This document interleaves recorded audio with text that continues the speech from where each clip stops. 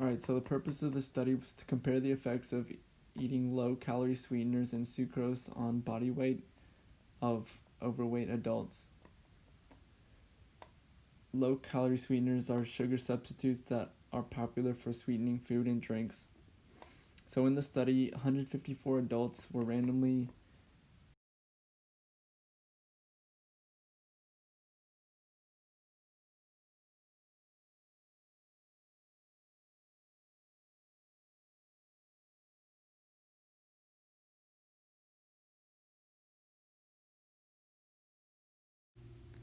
So a total of 154 adults were randomly assigned to drink 1.25 to 1.75 liters of drink sweetened with either sucrose, aspartame, saccharin, sucralose, or riboside every day for 12 weeks. Then their body weight was measured every 2 weeks.